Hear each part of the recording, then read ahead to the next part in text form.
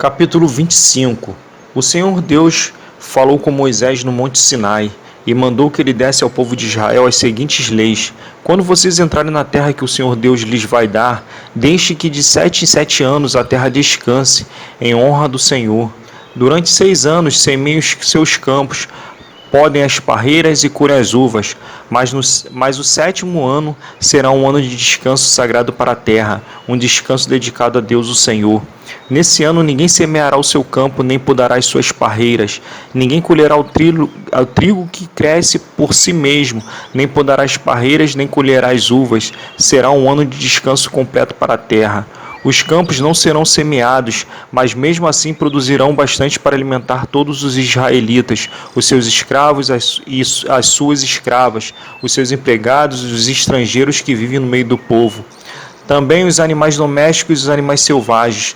Tudo o que a terra produzir servirá de alimento. Contem 7 semanas de anos, isto é, 7 anos vezes 7, o que dá um total de 49 anos. Então, no dia 10 do 7º mês, que é o dia do perdão, mandem um homem tocar trombeta por todo o país, pois esse ano que vem depois de cada 49 anos é o ano sagrado da libertação, em que vocês anunciarão liberdade a todos os moradores do país. Nesse ano, todos os que tiverem sido vendidos como escravos voltarão livres para as suas famílias, e todos os campos que tiverem sido vendidos voltarão a pertencer ao primeiro dono. Nesse ano ninguém semeará os seus campos, nem colherá o trigo que crescer por si mesmo, nem podará as parreiras, nem colherá as uvas. Pois o ano da libertação é sagrado para o povo, e nele todos se alimentarão somente daquilo que a terra produzir por si mesma.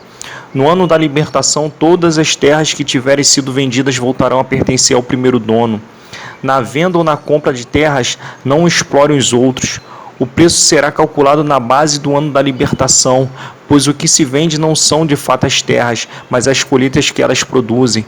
Portanto, o comprador descontará do preço o número de colheita desde o último ano da libertação, e o vendedor calculará o preço na base dos anos da colheita que ainda faltam até o seguinte ano da libertação. Se ainda forem muitos anos, o preço subirá, e forem poucos, o preço baixará. Que ninguém explore os outros, que todos temam a Deus, pois Ele é o Senhor, nosso Deus. Obedeçam a todas as leis e mandamentos de Deus para que vivam em segurança na terra que vai ser de vocês.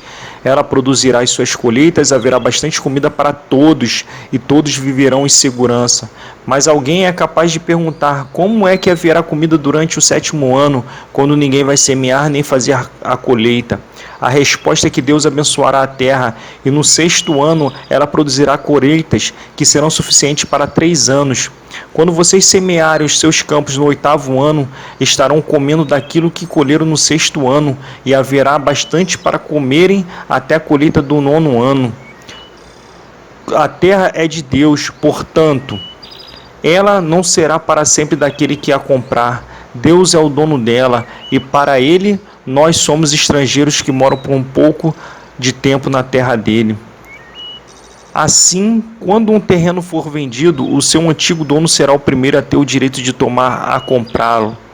Se um israelita ficar pobre e precisar vender uma parte das suas terras, o seu parente mais chegado deve tornar a comprar o que ele vendeu. Mas se ele não tiver um parente que compre as terras, é possível que mais tarde ele mesmo fique rico outra vez, podendo assim tornar a comprar o terreno que vendeu. Ele descontará o valor das colheitas que o terreno tiver produzido desde o último ano da libertação e calculará o preço a pagar, tendo como base os anos da colheita que ainda faltarem até o seguinte ano da libertação, e assim ele será novamente o dono do terreno. Mas se ele não tiver o suficiente para tornar a comprar o terreno, então este ficará pertencendo ao comprador até o seguinte ano da libertação. Nesse ano o terreno voltará a pertencer ao primeiro dono. Se um homem vender uma casa que fica numa cidade protegida por muralhas, ele terá o direito de tornar a comprar a casa até 1 ano depois da venda. Mas se dentro de 1 ano ele não comprá-la, então ela pertencerá ao comprador e aos seus descendentes para sempre. Nem mesmo no ano da libertação a casa voltará a ser do primeiro dono. Porém, as casas que ficam em cidades sem muralha são como os terrenos. O primeiro dono tem o direito de tornar a comprar a casa, e no ano da libertação ela volta a ser do primeiro dono. Os levitas têm sempre o direito de tornar a comprar as suas casas, que ficam nas cidades onde moram. Mas se um levita vender a sua casa numa dessas cidades e não tornar a comprá-la, então no ano da libertação a casa volta a ser dele, pois a casa das cidades onde os levitas moram são sua propriedade permanente no meio do povo de Israel. Mas os campos em volta das cidades onde os levitas moram não podem ser vendidos. Eles pertencem aos levitas para sempre. Se um israelita que mora perto de você ficar pobre e não puder sustentar-se, então você tem o dever de tomar conta dele. Ajude-o como se ele fosse um estrangeiro que mora no meio do povo, a fim de que ele continue a morar perto de você. Não cobre juros sobre o dinheiro que você lhe emprestar. Respeite a ordem de Deus para que esse homem continue a morar perto de você. Não cobre juros sobre o que você lhe emprestar, nem tire lucro dos alimentos que você lhe vender. É isso que o Senhor nosso Deus nos manda fazer. Foi Ele quem nos tirou da terra tirou do Egito para nos dar a terra de Canaã e para ser o nosso Deus. Se um israelita que mora perto de você ficar tão pobre que chega ao ponto de ter de se vender a você para ser o seu escravo, não o faça trabalhar como escravo. Trate como se ele fosse um empregado ou um estrangeiro que mora com você. Ele trabalhará para você até o ano da libertação, e nesse ano ele e os seus filhos irão embora e voltarão para sua própria família e para as terras dos seus antepassados. Os israelitas são escravos do Senhor Deus, que os tirou do Egito. Eles não deverão ser vendidos como escravos. Portanto, não os trate com crueldade, mas respeite a ordem de Deus. Se precisarem de escravos ou escravas, vocês poderão comprá-los dos povos vizinhos dos seus países.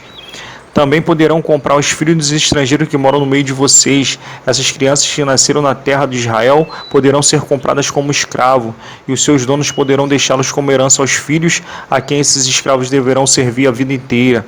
Mas um israelita não pode ter outro israelita como escravo, nem pode tratá-lo com crueldade. Pode acontecer que um estrangeiro que vive no meio do povo fique rico e que um vizinho israelita fique pobre e se venda como escravo a esse estrangeiro ou alguém da família dele. Nesse caso, depois de vendido, o israelita tem o direito de ser comprado de novo. Um irmão, um tio, um primo ou um parente chegado poderá comprá-lo. Ou, se ganhar bastante dinheiro, ele mesmo poderá comprar a sua liberdade. Ele e o homem que o comprou combinarão o preço que deverá ser pago, de acordo com o número de anos desde o ano em que ele se vendeu até o seguinte ano da libertação. O cálculo será feito tendo como base o salário que o empregado recebe. Se ainda faltarem muitos anos até o ano da libertação, ele pagará uma parte maior do dinheiro que recebeu quando se vendeu, mas se faltarem poucos anos, a parte será menor. O dono o tratará como se fosse um empregado que é contratado para trabalhar por um ano. Não deixe que o dono o trate com crueldade. E se o homem não for libertado por nenhum desses modos, então no seguinte ano da libertação, ele e seus filhos ficarão livres, pois os israelitas são escravos de Deus, que os tirou do Egito. Ele é o Senhor, o Deus deles.